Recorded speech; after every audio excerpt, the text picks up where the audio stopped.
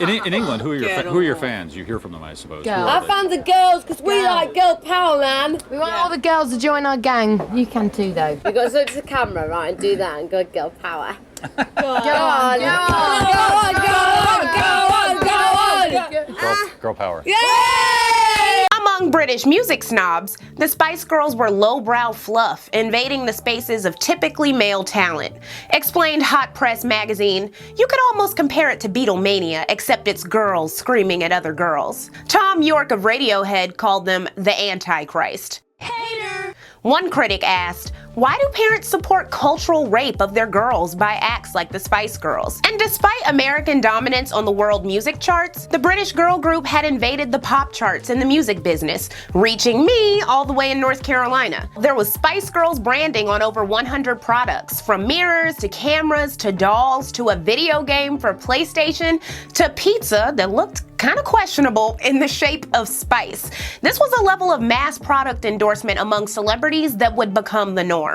By 1998, the Spice Girls had racked up $500 to $800 million. How did they invade and dominate the world? How does their rise, success, and fall highlight UK history in the 1990s? December 1996, the Spice Girls sat for an hour-long interview backstage with a reporter from the right-wing The Spectator magazine. It was assumed they'd be liberal, but their views were more complex. The old-fashioned Victorian family of 2.4 kids is dead forever, but every child needs one decent parent. They must learn honesty, openness about sex, and tolerance, said Jerry Hollowell, summing up the group's liberal views on child-rearing and sex ed. She and Victoria were noted conservatives, and they considered Labour Party Prime Minister candidate Tony Blair as dangerous for the economy. Ginger said, we Spice Girls are true Thatcherites. Thatcher was the first Spice Girl, the pioneer of our ideology, girl power. But for now, we're desperately worried about the slide to a single currency, discussing conservative fears of Britain using the euro. Meanwhile, Melanie C., who grew up working class, was pro-labor. Melanie B. considered herself an anarchist, and Emma said she didn't care about politics. But Jerry was the de facto leader of the group, and her words rung loud. So who was the group leader then amongst the five of you? Oh, well, the thing is, like, everybody's stronger in different areas, so we'd have a different leader every day, kind of thing. But Jerry's quite bossy, so she likes to take over occasionally.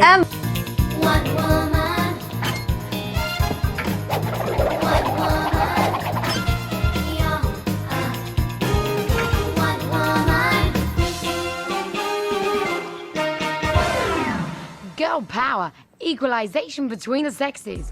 The phrase girl power had first came into use by feminist musicians and activists in the Pacific Northwest of America who made up the riot girl movement and music genre, formed in the early 90s in response to sexism in the punk scene. As we discussed in episode 5, the Riot Girls would be heavily criticized. So would the Spice Girls, but for different reasons. Hollowell was the one most associated with the phrase girl power, but this obviously wouldn't translate to poor British women. She commented, Labour does things for everyone, which might create laziness. Imagine a government doing something for everybody. Oh my God, the horror! In 2007, Jerry said, for me, feminism is bra-burning lesbianism. It's very unglamorous. I'd like to see it rebranded. We need to see a celebration of our femininity and softness. Oh, chow. This has been a common misconception about feminism from the start, but it demonstrates the hollow feminism that people criticize the Spice Girls for. Said Mel B, I like Thatcher. Even if her policies were hard-headed, socialism is bad. You work for your living and you deserve to keep what you've earned. So clearly, I don't even know why she called herself an anarchist. Still, Scary's existence as the lone black girl drummed up allegations of militancy. Said The Spectator, there is even a militant tendency in the frizzy-haired, bare-bellied black figure with a stud in her tongue of Mel B, who is, if you like, the Claire Short of the Spice Girls. Claire Short was a leftist Labour Party member of British Parliament who had been unfavorably called Crazy Claire and Killjoy Claire for her 1986 proposal to ban topless models from British tabloids.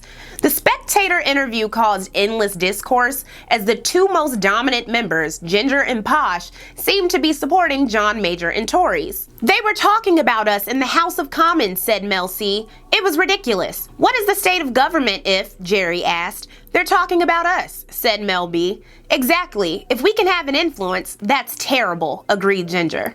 Perhaps the girls underestimated their own star power and the rise of celebrity influence on politics. In the end, none of the girls voted in the general election, which saw Tony Blair elected by a landslide. Joked Hot Press magazine, Tony Blair listed Wannabe in his Desert Island Discs, and when tested, successfully named 3 spices. When John Major was asked the same question, he could only manage 2. So now you know the real reason why the Conservatives lost the election. Melanie C., years later, voiced her regret that Jerry's support of Thatcher was applied equally to all the Spice Girls. She said, adamantly refusing that Margaret was the first Spice Girl. I'm from Liverpool. It was a name that was not celebrated in that region. Spice Girls also mingled not just with politics, but royalty. They met Prince Charles, where an infamous event happened that would be viewed differently today. Described Rolling Stone, Jerry pinched Prince Charles' royal bottom. I pinch everyone's bottom. Why am I gonna stop at the prince, she said. And she's the one who insisted on sex ed in Britain's schools, consent be damned. Luckily for her, Prince Charles liked it. He said when meeting the girls for a second time, "It is the second greatest moment in my life. The first time I met them was the greatest." Not only did Prince Charles like having his bottom pinched, being kissed with red lipstick, and called sexy, but the dynamics of consent was radically different. The night before the Spice Girls' first concert in Istanbul, Turkey in 1997, Melanie C. was sexually assaulted while receiving a massage at the hotel. She didn't reveal this for nearly 2 decades until penning her memoir. She wrote, "I didn't want to make a fuss, but I also didn't have time to deal with it." While the girls were money-making machines whose brand spouted girl power, in this instance, they didn't have the power to challenge rape culture. As Melanie C. put it, they were too busy. And knowing what we know, would she have been believed if she had spoken up? While the ways in which we understand and fight rape culture and misogyny had grown in the 90s, and it's a major conversation in this series, it was still a bad time.